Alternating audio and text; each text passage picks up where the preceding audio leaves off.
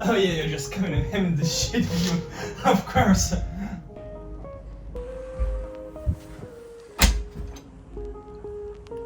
Okay.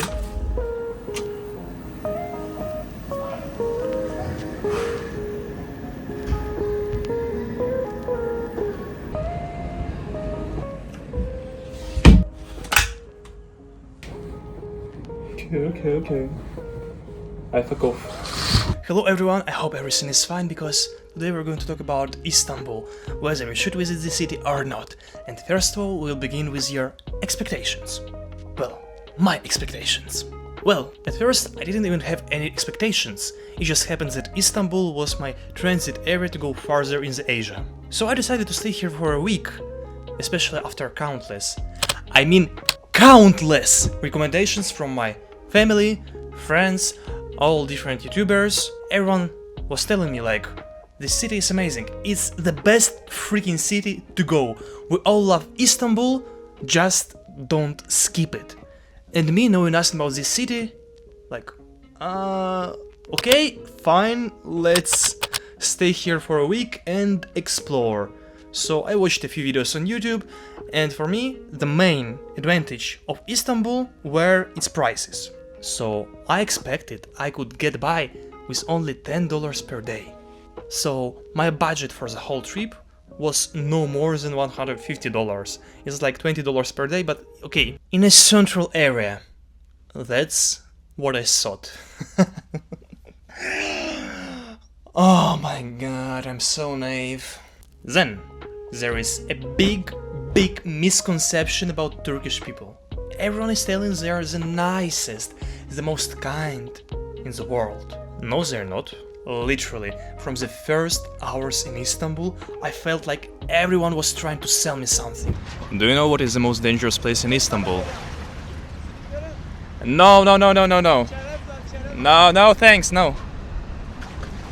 I was going by the restaurant, I was looking at the menus, the guy like, oh brother, how are you today? Here we have chicken, beef, kebab, blah blah blah. And he's not even waiting for my response, he just continues talking. Let's go, we will give you as a compliment, tea, bread, blah blah blah blah blah blah blah. That's a nightmare for introverts. Nowhere in the world, well, I've been on the to Europe.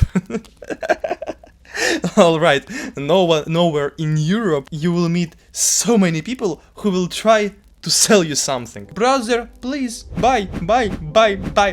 No, please, don't follow me. No, I don't want. I said no.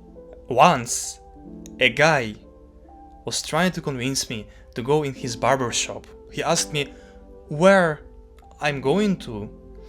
I said like, I was going to a coffee shop, and he said like, oh, can you buy a coffee for me? To buy you a coffee. Okay. Do you have some interesting story? You don't speak English? No. Sorry brother, if you could speak English I would buy you a coffee. But if it was a Turkish girl, I would 100% agree. This country is a fucking joke. Alright. Let's calm down a little bit because I've been crying for a long period of time. It's okay. I can understand the economic situation of Turkey. Most of people live in poverty, and of course tourists who are coming from other much more developed countries with people with higher salaries, they can spend money here easily, and of course for them this is the opportunity to make living. And I really feel sorry for these people. They're kind in some ways, they're extroverts. After a few days, you will become immune to all these vendors. Either you will ignore them or you will befriend them. That depends on the type of person you are. Oh, you have bigger! You do fit, healthy, yes. Woo! Wow! You're really strong, yes? Wait. Abi bu akşam desene ya yiyeceğim. Hello guys! Yo! This video will blow up. I will be popular. Kanalı takip edin, like atın. Yes, like. Takip. Like, follow. Oh, yes. Like, follow. And good man. Money and prices. We will talk about them a little bit later. First of all, I want to talk about heritage and culture. This, and this. My jaw dropped when I saw it for the first time. And remember, the first 4-5 days I stayed in a freaking historical center of Istanbul. It should be the best, the clearest, the neatest place in the freaking Istanbul. I'm sorry, but my heart wasn't ready for it. How is it even possible near Hagia Sophia and Blue Mosques? Those are amazing, incredible pictures masterpieces. And near them, they can't fix fucking road. Fucking ruins everywhere. Buildings are destroyed. I'm sorry. Is Turkey in a war with someone? But really, I have an impression that it was under the shelling, because there were dozens of explosions all over the city. Not only in the central area, but everywhere. Literally everywhere I go, there are abandoned buildings like half destroyed. What is government doing if they cannot maintain the most popular and the biggest freaking city in Turkey? Okay, I should stop talking about Istanbul in a bad way, especially about government, because, you know, I haven't even left the country yet, and I'm planning to return in this city, so I should calm down a little bit. Yeah, I'm sorry, I wasn't serious. I was joking. I'm sorry. Please. Okay, one more thing. There is no freaking highway code. No rules, no laws. Everyone goes where, when, how he wants. What I'm trying to say, it's freaking dangerous here on the roads. You should be careful, please. Forget about earphones, because a fucking kid with a scooter can hit you and disappear in 5 seconds.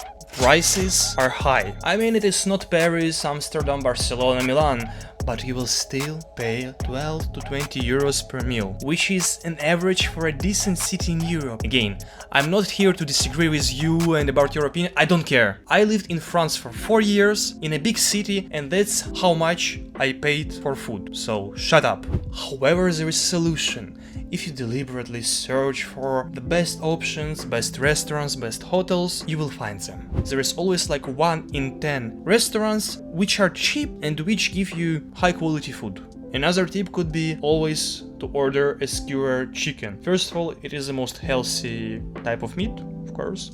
And secondly, it's cheap. Almost anywhere you will buy it for 6 to 8 euros. And it will go with rice, fries, a little bit of salad. They will always give you some bread, tzatziki and tea. And now, little by little, we are getting to the positives of visiting Istanbul. And it is food. I'm really sorry for everything I've said about restaurants before. I'm really sorry. I feel so bad. Because food and the comfort in restaurants are freaking on another level. It is so delicious. A lot. You will always feel full after your meal. There are a lot of cushions in all types of restaurants. The meal is prepared really quickly, like in 10-15 minutes it's already served. There are many options, it is quite comfortable, and again, if you do your research, you will find good restaurants which are not busy and which serve good food for not a big price. For an average meal of 700 to 800 liras, the stuff is usually more polite, more appealing, and it makes everything so you could feel comfortable in their restaurant. Alright, here are 2 tips about accommodation. First of all, you will need to avoid the eastern part of Fayit, near the Bosphore, and all the streets around Galata Tower. Those are the most touristic places, that's why the prices are higher, and the overall comfort of these accommodations is not the best. What I recommend you is to look for a hotel in a Taksim Square or in the northern part of Eminem. Lose yourself. Alright, they may look a little bit sketchy and dangerous, but trust me, Istanbul is not a dangerous city. There is nothing bad to happen in these neighborhoods. If you don't believe me, watch this video about the most dangerous street in Istanbul. The biggest advantage of these areas is that they're really close to the most touristic attractions. It's like 5 minutes and you're near Blue and Hagia Sophia Mosque.